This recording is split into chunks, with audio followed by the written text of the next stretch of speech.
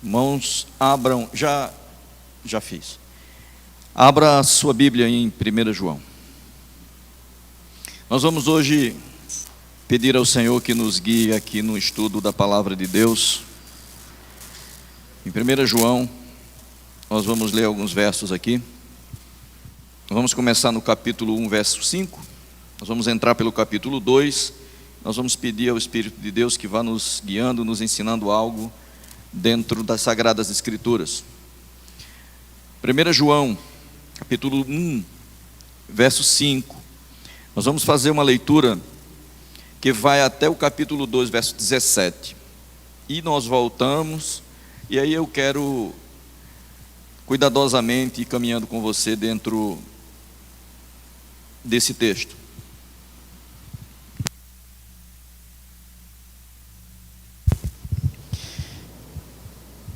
Vamos então começar a leitura. Diz assim: e esta é a mensagem que dele ouvimos e vos anunciamos, que Deus é luz e não há nele treva nenhuma. Se dissermos que temos comunhão com ele e andamos em trevas, mentimos e não praticamos a verdade.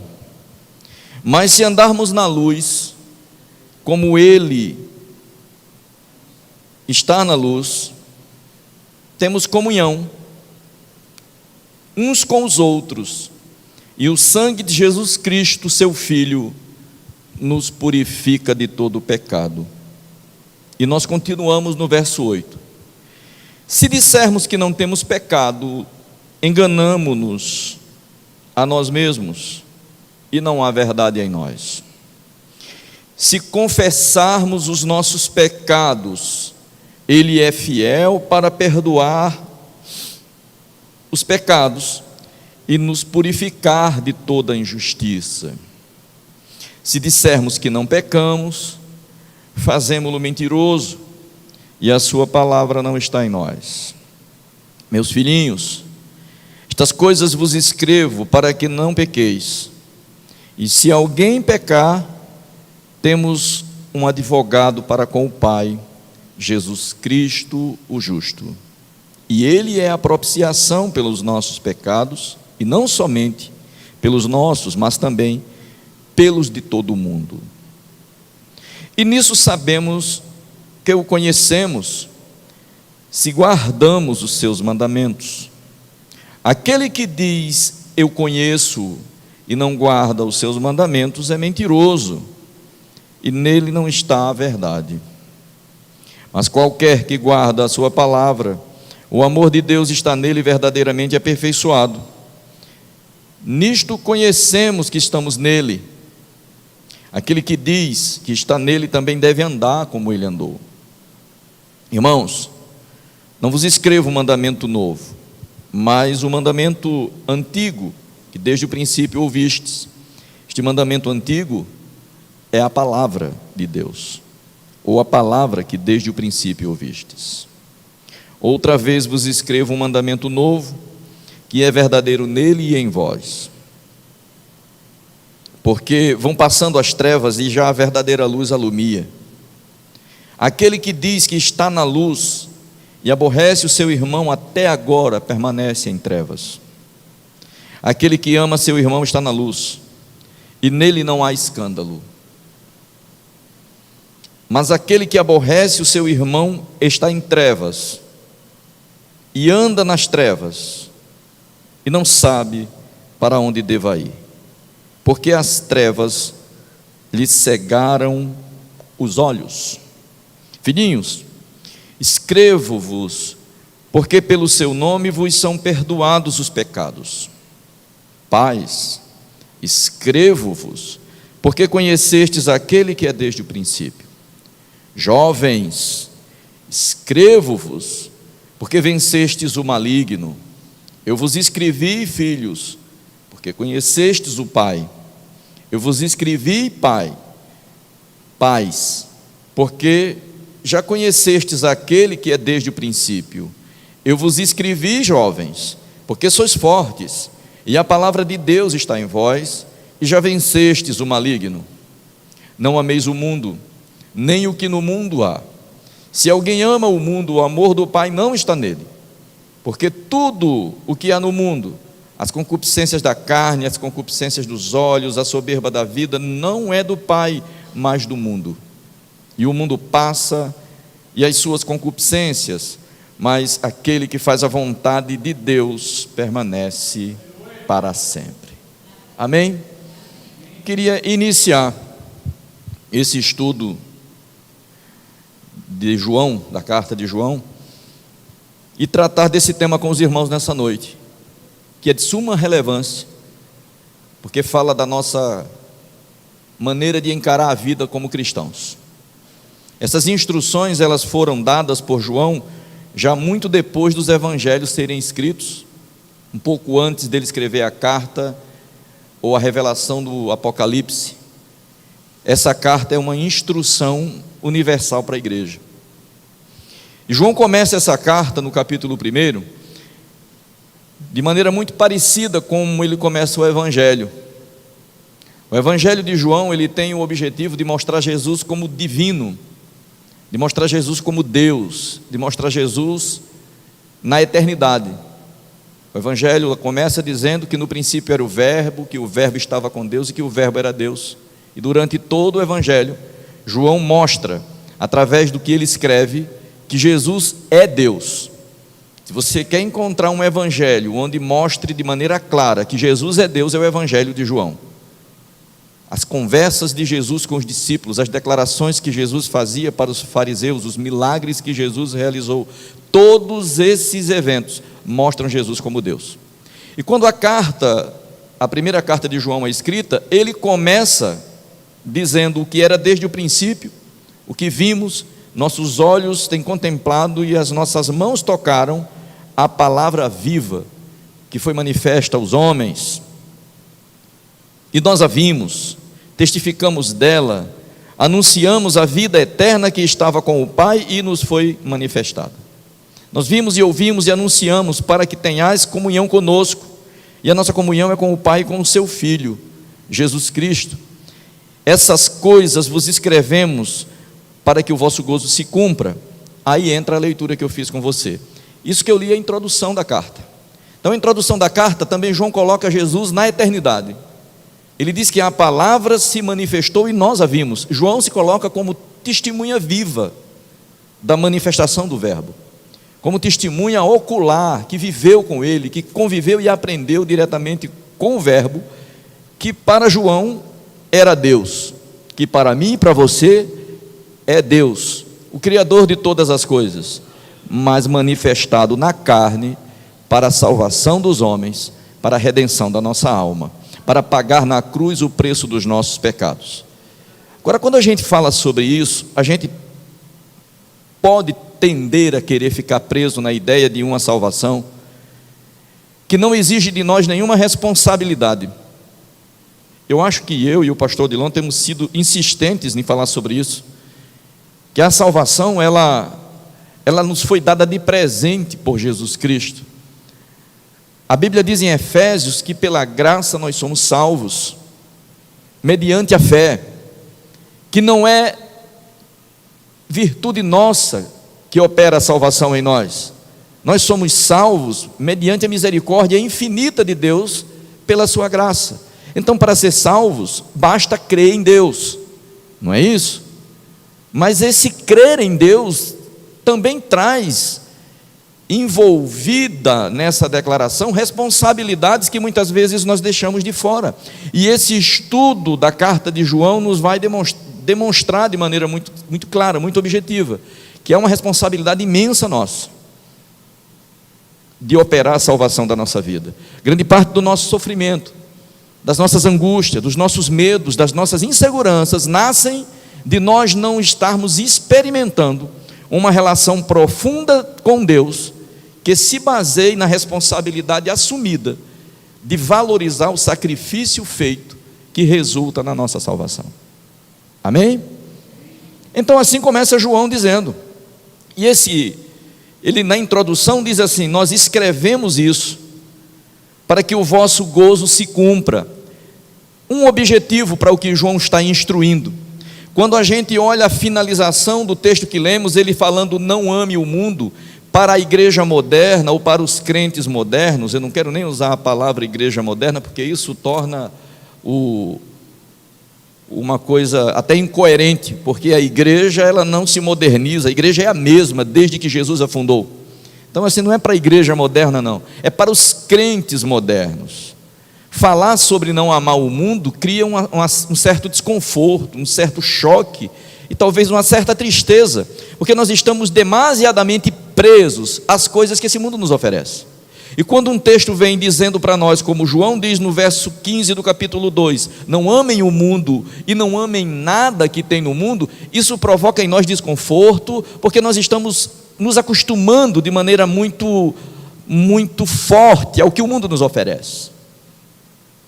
E aí a gente olha para o propósito dessas orientações, e João diz assim: eu estou escrevendo essas coisas para que o vosso gozo se cumpra, para que a sua alegria se concretize, para que a sua alegria tome forma. Então o que João está nos apresentando na carta não é para nos trazer sofrimento, não é para nos trazer desconforto, não é para nos trazer tristeza, é para a nossa alegria aumentar. Agora, para que isso ocorra, é preciso que eu esteja verdadeiramente em Cristo, porque se eu não estiver na videira verdadeira, todas essas coisas não terão significado algum para mim.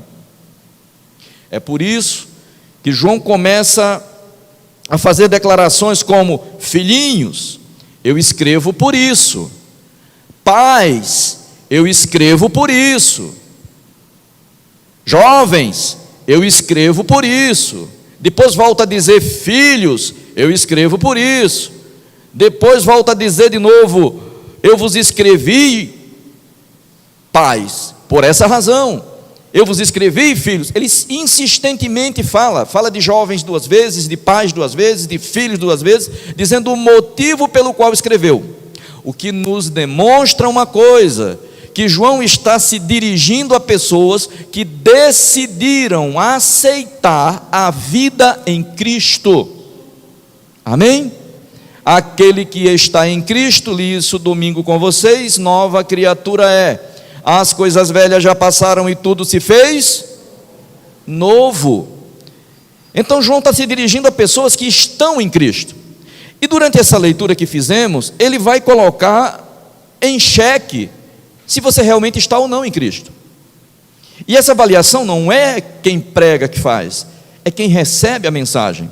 Porque quando eu olho para esse texto, quando eu leio esse texto, quando eu gasto tempo pensando sobre ele, certamente Deus já me instruiu através dessa escritura.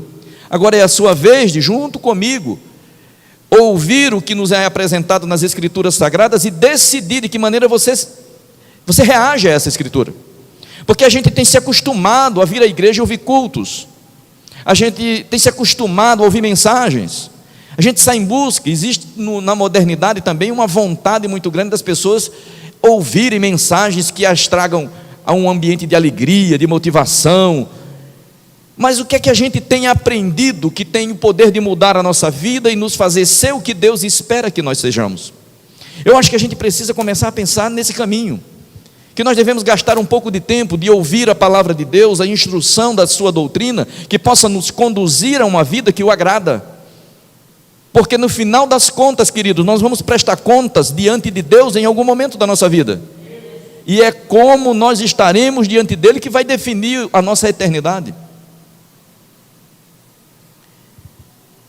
A mensagem que João diz que está entregando é: esta mensagem vem de Deus. Quando ele diz no verso 5, essa é a mensagem que dele ouvimos. Então as instruções que estão sendo dadas aqui não foram criadas pelo apóstolo. Ele diz: ouvimos dele e anunciamos a vocês. E a mensagem começa com a declaração bem resumida, dizendo que Deus é luz e nele não há nenhuma treva, nenhuma escuridão. Então essa declaração já nos ajuda a pensar em quem estamos, porque a vida cristã é: nós estamos em Cristo, Cristo habita em nós, não vivo mais eu, mas Cristo vive em mim. Concordam comigo nisso, sim ou não?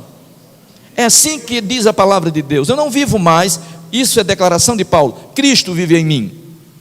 A vida que eu agora vivo, vivo na esperança do Filho de Deus, que a si mesmo se entregou por mim. Mas o quanto isso equivale à realidade da nossa vida? Porque muitas vezes isso fica somente no plano da declaração e do pensamento. E o Evangelho não é pensamento. Evangelho é você seguir um caminho, é ação, é vida real, é prática. Por isso que João começa dizendo, olha, Deus é luz e não existe escuridão em Deus. Para a partir dessa declaração a gente já começar a pensar, se nós estamos naquele que é luz plena, que não há sombra, que não há escuridão, quem somos? Ou, a partir de identificar quem somos, de termos uma identidade em Cristo, saber se realmente estamos nele ou apenas o admiramos, porque durante toda a história do cristianismo, teve pessoas que admiraram a mensagem do Evangelho, mas nunca se submeteram a ser templo e morada do Espírito Santo. E aí a gente precisa ter uma identidade para saber que lugar ocupamos na nossa vida. Será que eu sou daqueles crentes que estão se acostumando com uma mensagem e a minha vida não corresponde àquilo que nós vamos olhar aqui, que só está sendo direcionado para pessoas que já estão num patamar superior àqueles que são apenas admiradores da palavra? Porque é isso que a gente tem observado. Mesmo adiantando esse pensamento, vamos continuar aqui do início. No verso 6 diz assim: se dissermos que temos comunhão com Ele e andamos em trevas, mentimos e não praticamos a verdade. A gente já pode sair do plano do pensamento e sentir o confronto de Deus para nós. Se Deus é luz e nele não há trevas, e nós andamos em trevas, nós somos mentirosos. Então você não pode andar em escuridão se você está em Deus. A mensagem de João é: Ele é luz, e se nós estamos nele e andamos em trevas, estamos mentindo. Agora, se andamos na luz, como Ele está na luz, aí temos comunhão uns com os outros, e o sangue de Jesus Cristo, seu Filho, nos purifica de todo o pecado. Vou dizer uma coisa muito séria. Ter comunhão uns com os outros é reflexo de quem anda na luz de Deus. Dificuldade de ter comunhão com os outros é reflexo de andar na escuridão. Ter dificuldade de ter comunhão com os outros é reflexo de uma vida distante de Deus. E isso pode acontecer com uma pessoa que frequenta todos os cultos da igreja. Pode ter pessoas que frequentam todos os cultos, que participam de todos os encontros, mas elas não estão em Deus, andam nas trevas, andam na escuridão, e essas pessoas não sabem que direção estão seguindo. Reflexo disso, o texto começa a mostrar é que quem anda na luz tem comunhão. Quem anda na luz tem comunhão. Qual é o nível de comunhão que você consegue ter com o seu irmão que está do seu lado? Isso reflete que caminho você tem seguido. E isso também nos traz outro benefício. Andar na luz traz comunhão, e o sangue de Jesus Cristo nos purifica de todo pecado. Tudo isso está dentro de um conjunto de coisas. Às vezes a gente declara: o sangue de Cristo nos purifica de todo pecado, só da boca para fora. Outras pessoas aprenderam a usar essa expressão, substituindo nos purifica do pecado, por dizer: o sangue de Jesus Cristo tem poder, para poder se livrar das ameaças e dos medos que as aterrorizam. Mas o sangue de Jesus Cristo, que purifica todo pecado, ele purifica dentro de um processo de você estar em Deus, andar na luz, e como resultado disso, conseguir viver em comunhão. Amém? Então o desafio que a gente vai ver no verso 8 é a gente lutar contra o pecado e entrar num processo de santificação. Essa carta de João vai falar sobre um processo de santificação. E por que eu falo que é santificação? Porque santificação é separação. João está querendo dar a nós como igreja o verdadeiro significado do que é ser igreja. Igreja significa ser tirado para fora. E tirado para fora de onde? O texto nos mostra, de fora do mundo. Nós somos chamados para fora. Igreja significa chamados para fora. E o processo de santificação é um processo de separação. Separação de costumes, separação de condutas, separação de comportamentos, separação de pensamentos. Nós precisamos mudar nosso jeito de pensar, porque é mudando o nosso jeito de pensar que isso refletirá numa mudança de atitudes e de ação, que vai nos fazer pessoas diferentes. E essa carta de João nos faz um chamado a isso, a uma percepção de que identidade nós temos em Cristo, que pessoas nós somos. O verso 8 diz assim: se dissermos que não temos pecado, enganamo-nos a nós mesmos e não há verdade em nós. E se confessarmos os nossos pecados, Ele é fiel e justo para perdoar nossos pecados e nos purificar de toda injustiça. Eu quero parar aqui para fazer a seguinte consideração. Pecar, a gente peca, tá certo? E o texto diz aqui: se nós dissermos que não pecamos, estamos nos enganando. Esse chamado para a santidade, chamado para a santificação, chamado para um compromisso de mais proximidade com Deus, não vai nos impedir de cometer pecados. Nós vamos cometer pecados. Mas a Bíblia diz lá na frente uma coisa. Olha aí em João, 1 João 3,9, aliás, 3,8. Seguinte declaração: quem comete pecado é do diabo. 1 João 3,8. Quem comete pecado é do diabo. Por que é do diabo? Porque o diabo peca desde o princípio. Deus peca desde o princípio? Deus comete pecado? Há alguma sombra de injustiça em Deus?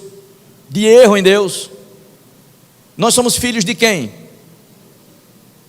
Então vamos voltar a ler o texto. Quem comete pecado é do diabo, porque o diabo peca desde o princípio. Para isso se manifestou o Filho de Deus, para desfazer as obras do diabo. Qual o propósito da manifestação de Deus em carne, que é essa manifestação do Filho de Deus aqui expressa em João? Deus manifestou o Filho em carne, ou se manifestou no Filho em carne, para desfazer as obras do diabo. Por isso, quem peca é do diabo. Porque se Deus tem um trabalho contrário, e eu insisto em viver a minha vida na prática que Deus veio combater e desfazer, eu não posso me identificar, e nós estamos falando de identidade nesse texto, como filho de Deus. Sim ou não? Aí entra a seguinte questão polêmica. O verso 9 diz: qualquer que é nascido de Deus não peca, não pode pecar, porque a semente de Deus permanece nele, e ele não pode pecar, porque é nascido de Deus. Amém? Quantos aqui cometem pecados? Levante a mão. Por que vocês estão com medo de levantar a mão? Hã? Diga assim, porque eu não entendi nada que o senhor falou, né? Que o senhor estava dizendo: se dissermos que não temos pecados, nós estamos nos enganando. Aí depois o senhor vai para outro texto e lê o texto dizendo que quem comete pecado é do diabo, e termina dizendo que aquele que é nascido de Deus não peca e não pode pecar porque é nascido de Deus. Qual dos dois textos são verdadeiros? Quem comete pecado é do diabo. Então assim, mas o outro texto diz que se nós dissermos que não pecamos, estamos nos enganando e não há verdade em nós. E aí? Pecamos ou não pecamos? Então somos de Deus ou não? Como é que pode, se o texto diz que quem comete pecado é do diabo? Amém. Agora eu vou deixar bem, assim, esse movimento todo é para vocês prestarem bem atenção, tá? É o que eu vou explicar para vocês. Quem nasceu de Deus não pode viver na prática do pecado. Não pode, porque a semente de Deus não permite. que ele viva na prática do pecado. Quando João está dizendo assim, olha, ele está fazendo uma chamada para andar na luz. Compreenderam isso até aquele ponto que eu estava lendo? Se Deus é luz e eu ando em trevas, eu estou mentindo. Se Deus é luz, eu preciso andar na luz, eu preciso ter comunhão. Agora tem um ponto que ele começa parece fazer um contraponto com aquilo que ele vem dizendo, é que diz que se dissermos que nós não temos pecado, nós estamos mentindo. É porque a natureza humana é tendenciosa à falha, nós somos imperfeitos e tendenciosos ao erro. Mesmo querendo não pecar, nós vamos pecar. Por isso que ele diz assim, se nós dissermos que não cometemos nenhum deslize, nenhum erro. Agora aí a palavra é deslize. Pecado para crente não é mais a rotina da sua vida. Quando um crente que tem o Espírito de Deus peca, ele fica doente por dentro. Ele se remói, ele se entristece. Porque a Bíblia diz, não entristeçais o Espírito Santo com o qual estáis selados. Se o Espírito Santo está em nós, essa tristeza do Espírito de Deus vai resultar em um processo de sofrimento, como foi o sofrimento de Davi, quando foi confrontado com o seu pecado. Mesmo que Davi vivesse num tempo anterior da igreja, ele já é modelo da reação de um homem e de uma mulher de Deus quando comete pecado. Davi cometeu um pecado grave, pecado de assassinato, pecado de adultério, e quando ele foi confrontado com o seu pecado, o sentimento que Davi abrigou no coração levou ele a sofrer, a se angustiar, e a dizer para Deus que se fosse necessário, até o reino ele abria mão. O que ele não queria perder era o Espírito de Deus. Ele disse, Senhor, não tira de mim o teu Espírito Santo. Tudo perdeu valor para Davi, quando ele teve consciência de que o pecado dele ofendeu a Deus. Davi não ficou preocupado no resultado do sofrimento que ele causou às famílias e às pessoas que olharam aquele pecado que ele cometeu. A preocupação dele é como estaria a relação dele com Deus a partir daquele momento. E é esse texto que nos mostra, essa realidade. É que nós pecamos, mesmo não querendo, mas o pecado para um crente que está num processo de santificação, ele é um acidente de percurso, ele não é a rotina da sua vida. Amém? O crente não vive pecando. O texto que João está declarando que os que cometem pecado, quem comete pecado é do diabo, é aquela pessoa que peca deliberadamente e não tem mais nenhuma preocupação com o que está fazendo. As pessoas erram e quando são confrontadas com seus erros, elas não estão nem aí para voltar-se ao arrependimento. Elas cometem seus lapsos, seus desmandes, e quando são confrontadas, elas não se importam com aquilo. Elas são chamadas ao arrependimento, mas elas não fazem conta disso. Essas pessoas são do diabo. Esses que vivem essa prática de vida são do diabo. Elas não têm nenhuma vontade de agradar a Deus. Elas pecam deliberadamente porque são guiados pelo pensamento daquele que é o dirigente da sua vida. Quem é dirigido por Deus e quem anda na luz, peca. Mas não peca porque gosta, nem peca porque quer. Peca por causa da sua fraqueza, das suas limitações, das falhas. Mas quando ele é identificado, ou quando ele é confrontado, ele corre aos pés do Senhor para pedir perdão, restauração, para que ele possa viver na presença do Senhor. Amém?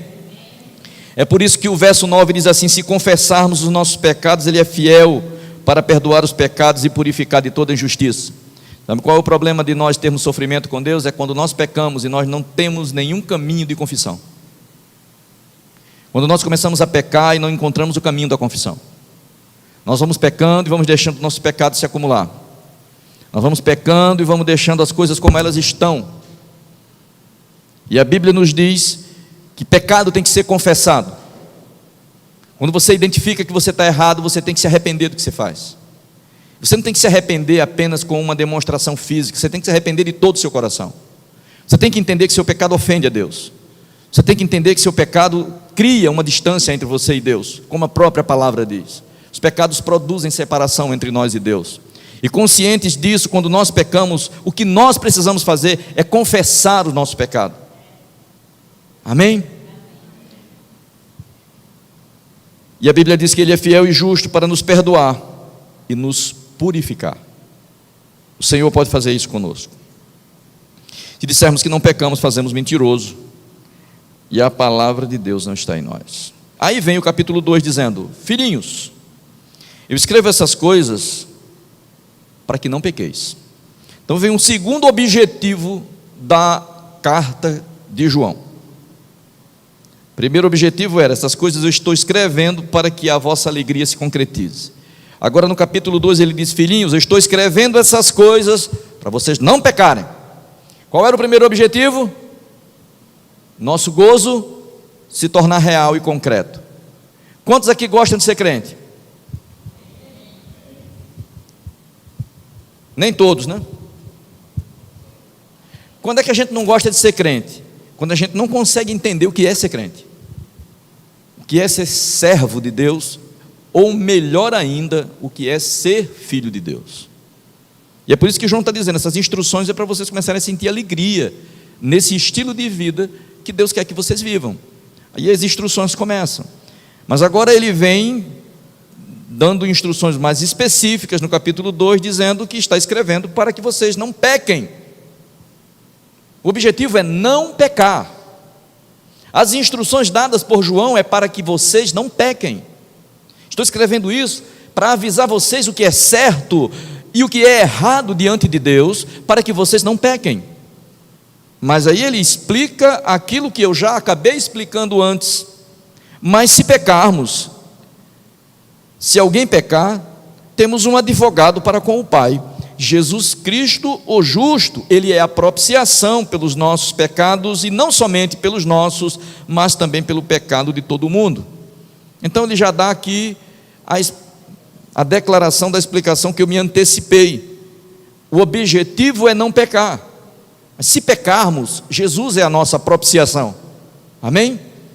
Quando você comete um pecado e você se volta para Deus e se arrepende de verdade, Jesus Cristo é o antídoto. Ele é o nosso advogado. Ele vai nos livrar, nos purificar do pecado. Quando esse pecado não é um pecado cometido deliberadamente, sem a consciência de que você está desagradando a Deus. Amém? Ele é a propiciação pelos nossos pecados. Agora diz o texto que não somente do nosso, mas pelo de todo mundo. E aí quando a gente olha assim, pelo de todo mundo, a gente tem a tendência de pensar que Jesus é a propiciação pelos nossos pecados. Ele está falando para a igreja, e depois ele diz de maneira geral para todo mundo. A gente vai pensar que, então basta que Jesus tenha morrido na cruz, ele também já tirou o pecado de todo mundo, mesmo dos que não crerem em Deus. É óbvio que essa escritura está generalizando a ação de Jesus, não para dizer que todas as pessoas do mundo terão seus pecados propiciados, sem a postura de arrependimento, sem a confissão de Jesus Cristo como Senhor e Salvador, e sem crer de verdade que Ele é o Salvador dos homens. Não é de maneira genérica que o mundo será salvo. Será salvo de todos os povos, de todas as línguas, de todos os países, de todas as nações do mundo, aqueles que creem que Jesus Cristo é o Senhor. Amém? Então, de todo mundo, é porque não está preso somente a nação de Israel. Não é que todo mundo vai ser salvo, porque senão as escrituras se contradiriam naquilo que fala a respeito de como a salvação é operada, é processada na nossa vida. Agora, o texto chega, depois desse processo de introdução todo, onde as coisas colocam um eixo na nossa responsabilidade como cristão. Primeira coisa que diz é: sabemos que o conhecemos se nós guardamos os seus mandamentos. Olha que declaração importante. Você conhece a Deus? E isso será refletido na tua obediência.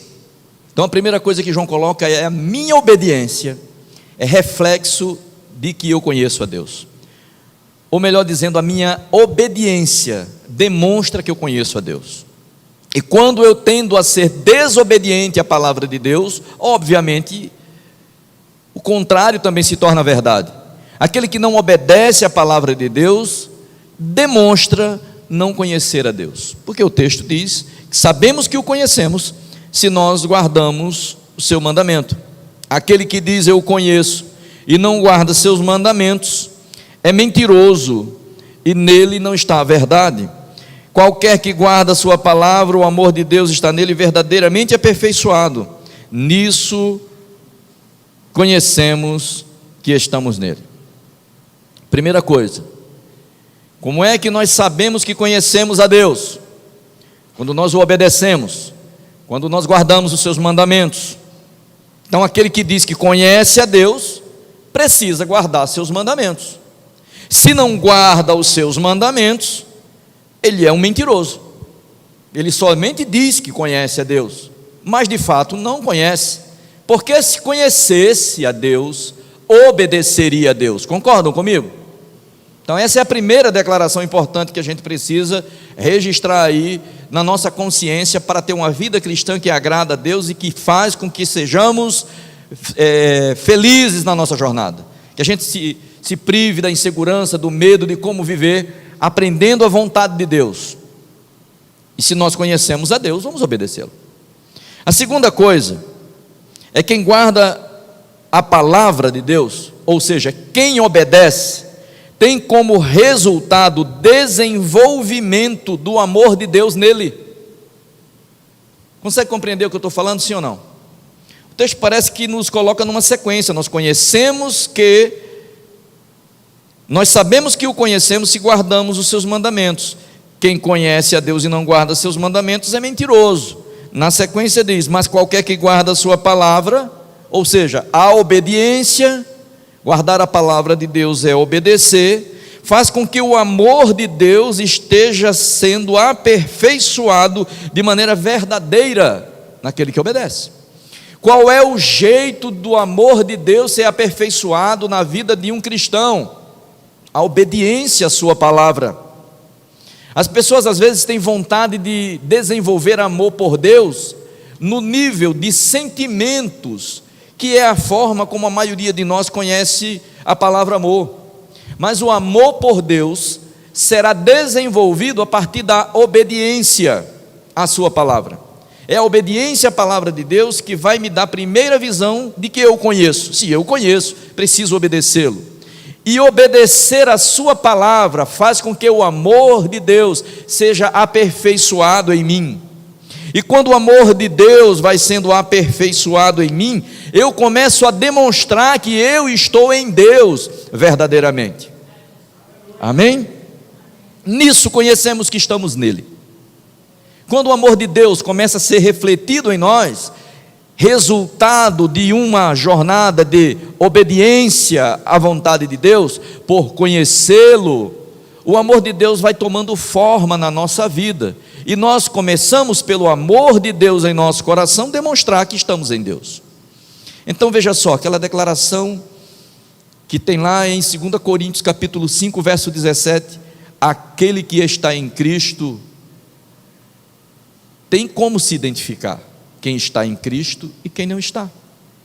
Não diz lá em 2 Coríntios 5,17, quem está em Cristo, nova criatura é, as coisas velhas já passaram e tudo se fez novo?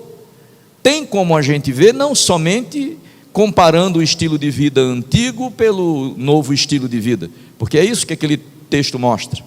Aqueles que estão em Cristo mudaram o jeito de viver. Aqueles que estão em Cristo não vivem mais da maneira antiga que viviam. Suas coisas mais importantes, antes de conhecer a Cristo, viraram coisas sem valor. E a vida que eles vivem agora, eles vivem dentro de um padrão diferente que a maioria das pessoas do mundo vivem. Então como é que a gente sabe que está nele? Quando esse amor de Deus vai sendo aperfeiçoado em nós. Tem uma declaração aqui muito forte. É uma tendência agora das pessoas no meio evangélico aí, em alguns lugares, dizer assim, é forte, né? Não é essa expressão que o pessoal usa? Já ouviram essa expressão? É forte? Pois eu vou ler um versículo aqui que é forte para você. Aquele que diz que está nele também deve andar como ele andou. Olha o parâmetro para nós. Aquele que diz, você diz que está em Jesus, então deve andar como Jesus andou. E como é que você vai andar como Jesus andou? Alguém tem uma ideia como vai ser possível fazer isso? Não. Como é que eu consigo andar como Jesus andou? A primeira coisa que eu tenho que fazer é saber como Jesus andava. E como é que eu vou saber como Jesus andava? Lendo a Bíblia, tentando conhecer a história de Jesus como homem na terra. A referência que está sendo dada para nós aqui pelo apóstolo João, que diz que ele viu e as mãos dele tocou junto com a dos outros apóstolos a palavra viva.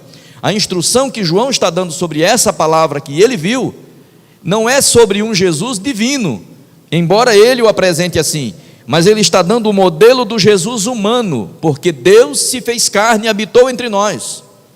Nós vimos o Filho de Deus como a manifestação exata da pessoa do Criador.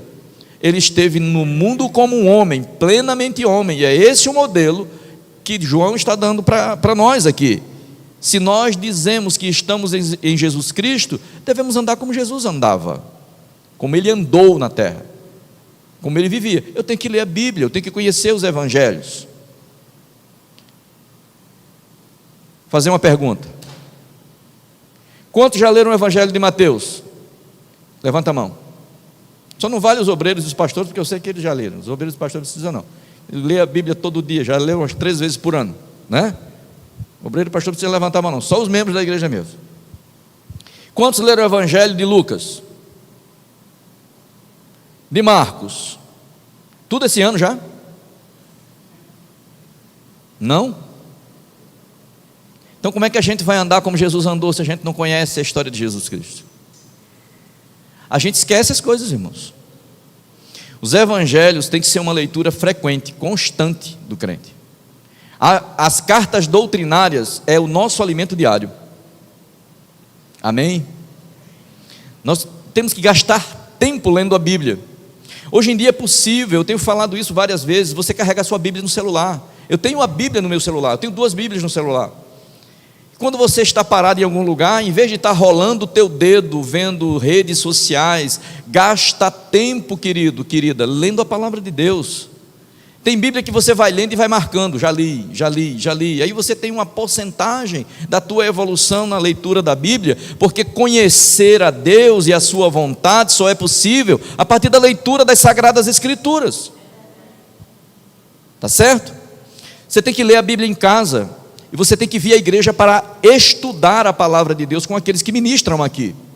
É uma rotina que você não pode abrir mão dela. Fecha parênteses. Vamos seguir nossa estrada aqui. Aquele que diz que está nele também deve andar como ele andou. Então você tem que conhecer como Jesus viveu na terra, para você começar a ter um modelo de como ele espera que você viva aqui. Irmãos, vos não estou escrevendo mandamento novo, mas o antigo, que desde o princípio ouvistes, e este mandamento antigo é a palavra que ouvistes desde o princípio. Outra vez vos escrevo um mandamento novo, que é verdadeiro, e nele e em vós, porque as trevas vão passando, e a verdadeira luz alumia. Aquele que está na luz e aborrece o seu irmão, até agora está em trevas. Vamos à parte prática dessa escritura. Aquele que diz que está na luz e aborrece o seu irmão, até agora está em trevas. Não é possível, se Deus é luz, e o texto começou assim, e nele não há nenhuma escuridão, não é possível que você, andando na luz, estando na luz, aborreça seu irmão. Tem irmão aqui na igreja que você olha para ele e você não gosta dele? Se isso estiver acontecendo com você, lamento informar que você não está na luz, mas está na escuridão ainda, porque não é possível, segundo o que está escrito, quem está na luz aborreceu seu irmão. É forte? Mas é real. Eu não tenho muita simpatia por fulano. Você pode até não ter afinidade. Afinidade é uma coisa. Afinidade é aquela proximidade para você conversar, intimidade para conversar certos assuntos. Você pode até não ter isso. Mas aborrecer o irmão, antipatizar o irmão ou irmã, lamento dizer, vives na escuridão se isso ocorrer contigo. Amém? E hoje é dia de confessar pecado, pois não tem confissão, não tem confessionário aqui, mas o Senhor está pronto para ouvir a tua confissão.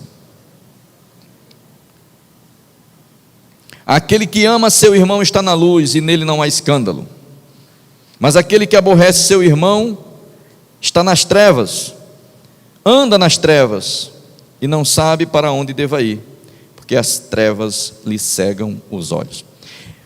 Irmãos, eu estou brincando, isso não é o caso de ninguém aqui, né? Não é verdade? Ninguém aqui tem esse negócio de aborrecimento, não. Vamos olhar em volta aí, vamos ver se a gente tem. Se tiver, a gente já resolve isso agora. Olha em volta. Olha, sério. Olha para alguém. Mamesse, pastor Odilon, vai lá pedir desculpa a ele depois disso, não? Veja bem, é sério o negócio, irmão. A gente às vezes fica lendo esse texto e passando por cima dele assim, aquele que está nas trevas aborrece seu irmão, e a gente não liga para isso, e muitas vezes o nosso coração vai nutrindo diferenças, desconfortos, antipatia, por irmãos que estão na guerra contra as trevas do nosso lado, irmão, que é nosso corpo. É como que a gente tivesse raiva do braço, tomasse banho e deixasse o braço cheio de lama. Não é assim? Eu não gosto do meu braço, eu vou tomar banho só daqui para cá. Nós somos o corpo de Cristo, seus membros em particular. Os membros têm cuidado uns dos outros, não é assim? É ou não é assim? Então não tem como andar em treva e andar em luz e aborrecer o irmão. Se aborrece o irmão, até agora está na escuridão. Amém?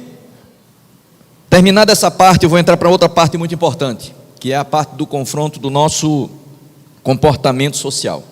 E quando ele vai falar sobre isso, falar sobre estar na luz e aborrecer e amar o irmão é uma coisa até fácil de tratar. Mas agora João entra delicadamente.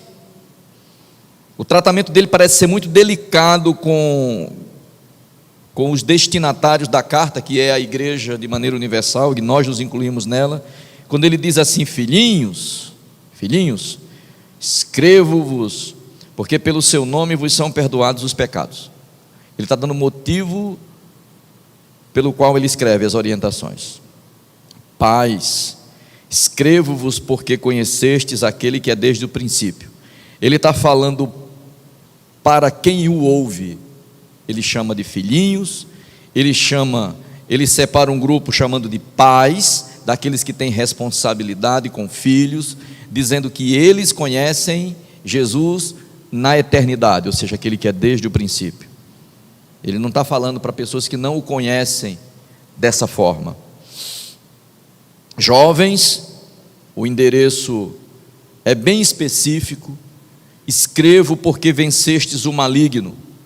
Então os jovens da igreja, os jovens crentes, eles estão num patamar de vitória sobre o inimigo. E João faz essa declaração: vocês venceram o maligno, jovens. E diz: eu vos escrevi, filhos, aqueles que estão na condição de filhos, porque conhecestes o Pai. Aí ele coloca o Pai na condição do nosso Senhor Jesus Cristo. Eu vos escrevi, pais, porque já conhecestes aquele que é desde o princípio. Ele mais uma vez reforça Jesus na eternidade. Eu vos escrevi, jovens, porque sois fortes, e a palavra de Deus está em vós, e já vencestes o maligno. Percebam que quando ele se dirige aos jovens, parece que ele dá muita atenção a um confronto que os jovens têm com o maligno, que parece ser maior do que os mais velhos, não é? É ou não? Ou é impressão minha?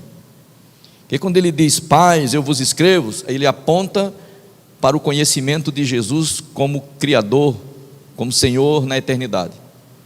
O conhecimento que vocês têm, pais, é suficiente para vocês ouvirem o que eu tenho para dizer. Quando ele fala para os jovens, ele diz, porque vocês venceram o maligno. Depois ele diz, mais uma vez, jovens, porque vocês são fortes e a palavra de Deus está em vós, é por isso que vocês venceram o maligno. Então os jovens não venceram o maligno de qualquer maneira, venceram o maligno porque a palavra de Deus está neles. E o que significa a palavra de Deus estar nos jovens? Eles leem a palavra, eles meditam na palavra, eles constroem a vida pela palavra, e quando o inimigo os confronta, eles são vitoriosos, amém? É por isso que ele diz, jovem, vocês venceram o maligno, porque a palavra de Deus está em vocês. E por que ele diz tudo isso? Para fazer a seguinte declaração que muitas vezes confronta aqueles que ainda não venceram o maligno, confronta aqueles que não conhecem o Pai, confrontam aquele que não conhece o que é desde o princípio, confronta aquele que é Senhor de todas as coisas, confronta aquele que não conhece o que é Senhor de todas as coisas. Não amem o mundo, nem o que no mundo há. Se alguém ama o mundo, o amor do Pai não está nele. Então, para dizer não ame o mundo, que é uma das coisas mais difíceis para dizer para a igreja de hoje, você está pensando que essa palavra foi dita para as pessoas que não conhecem a Cristo? Não. Antes dele dizer não ame o mundo, ele estava dizendo, eu escrevi porque vocês são fortes, eu escrevi porque vocês venceram o maligno, eu escrevi porque vocês conheceram aquele que é desde o princípio, eu escrevi porque vocês conheceram o Pai, eu vos escrevi porque vocês são fortes, a palavra de Deus está em vós e vocês venceram o maligno. E eu vou dizer o que é importante vocês guardarem: não amem o mundo, nem o que no mundo há. Se alguém ama o mundo, o amor do Pai não está nele. E hoje você precisa repetir isso para a igreja, porque talvez a igreja hoje ame mais o mundo do que amou naquela época. Porque as coisas que o mundo oferece hoje, elas atendem às nossas expectativas humanas de maneira muito abrangente. O mundo traz ofertas magníficas para a nossa natureza humana, e nós facilmente seremos seduzidos pelas coisas que o mundo nos oferece. Quando a Bíblia está falando não amem o mundo, não está falando do mundo no sentido da natureza, no sentido da existência criada por Deus. Está falando do sistema de valores e de princípios e de governo que rege o mundo, que reside no maligno. Todos esses sistemas de valores, de princípios que regem o mundo, não estão ligados a Deus de maneira nenhuma. Por isso que o texto não ame o mundo foi tão cuidadosamente preparado por João, dizendo assim: eu estou escrevendo porque vocês são fortes, estou escrevendo porque vocês conhecem o Pai, estou escrevendo porque vocês venceram o maligno. E aí ele diz: não ame o mundo. Essa palavra é para vocês que estão nesse nível, nesse patamar. Não é para quem não atingiu esse patamar de ter vencido o mundo, de ter conhecido a Deus, de estar no nível de conhecimento que podem ouvir não ame o mundo. Porque a maioria dos crentes novos, imaturos, dizer não ame o mundo é chocante. Porque não ame o mundo é priorize Deus e rejeite as coisas do mundo. Existem coisas no mundo que você não deve nem sonhar em incluir na tua rotina de vida. A Bíblia diz não ame o mundo, e muitas vezes nós estamos impregnados por esses valores do mundo. É ou não?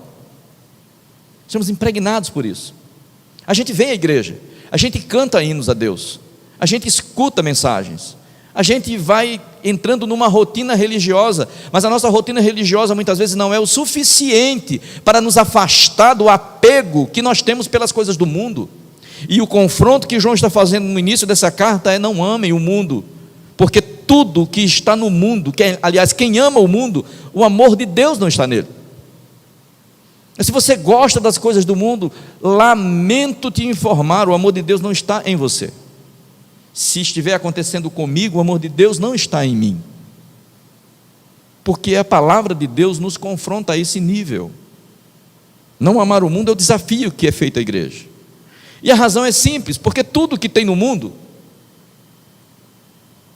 não é de Deus, mas é do mundo. E o que é que está no mundo que não é de Deus? Concupiscência da carne, concupiscência dos olhos, soberba da vida. Concupiscência da carne, soberba dos olhos, concupiscência da carne, concupiscência dos olhos e soberba da vida. Se a gente for de trás para frente, a questão do teu posicionamento, se achando melhor e mais forte, o mundo impera nesse pensamento, de que você é melhor, de que você é mais forte, de que você é mais inteligente, de que você é mais sábio, e a soberba muitas vezes impera no pensamento mundano. Isso não pode acontecer com aqueles que conhecem a Deus, isso é do mundo. Mas às vezes isso está na igreja. Às vezes tem pessoas que estão na igreja há anos e se sentem superiores por causa do sentimento de soberba que pertence ao mundo, impregnado no seu pensamento, e suas declarações, que muitas vezes parecem de fé, são declarações de soberba e de altivez. Então essas coisas são do mundo. Concupiscência dos olhos. Concupiscência é desejo, né? Então, se nós somos movidos pelos desejos da carne e pelos desejos dos olhos. Desejo da carne parece apontar para coisas que têm satisfação material. E a concupiscência dos olhos parece ser desejos que não se concretizam em necessidades materiais, mas viram desejos porque nós olhamos. O mundo trabalha com essas áreas na nossa vida. Muitas vezes nós somos empurrados a desejar coisas que nós não precisamos, e o instrumento de entrada do nosso pensamento são os olhos. E são colocados diante dos nossos olhos, né, elementos, são colocadas ofertas, são colocadas propostas que a gente olha e começa a se, né, deliciar naqueles pensamentos. Nós precisamos fugir desses elementos, porque tudo que há no mundo não é de Deus, não é do Pai, mas é do mundo. E o mundo passa com as suas concupiscências, mas aquele que faz a vontade de Deus permanece para sempre. Está aí a razão pela qual a gente não deve se deter às propostas do mundo. É que o mundo vai passar, e a proposta de Deus para nós é a eternidade. O mundo vai passar. Tudo que você hoje pode se sentir seduzido para conquistar e para ter, uma hora vai deixar de existir. Porque quando a eternidade for alcançada por você, a eternidade depois dessa vida material for concretizada, você vai ver que ficou para trás todas as coisas que foram objeto do teu desejo, da tua satisfação. E às vezes você gasta tempo e energia da tua vida querendo conquistar coisas, preservar coisas que vão ficar para trás. Você precisa ter consciência de que o mundo te priva de desfrutar da graça de Deus agora e te privará de desfrutar da presença de Deus pela eternidade. Então fuja da aparência do mal, fuja das concupiscências carnais, fuja das concupiscências dos olhos, fuja da soberba da vida, porque essas coisas não pertencem a Deus, elas pertencem ao mundo. E você precisa identificar o que é que te priva de Deus, para tirar essas coisas da tua rotina diária. Porque tem coisas que você vai preservando na tua rotina de vida e vão te afastando de Deus. Eu estou falando dessas coisas, elas parecem ficar tão longe do significado real, da prática diária da nossa vida, que a gente pode ficar ouvindo essa palavra e só achar bonito, concupiscência dos olhos, da carne, soberba, e a gente não encontrar na nossa vida prática quais são as coisas que nós precisamos tirar dela para que a nossa vida com Deus seja melhor. E esse é o desafio, é identificar na vida prática, o que é que está me privando? O que é que está me impedindo de ter mais alegria em saber que eu vivo para Deus? Porque tem gente que saber que vive para Deus é uma dor no coração, é um sofrimento.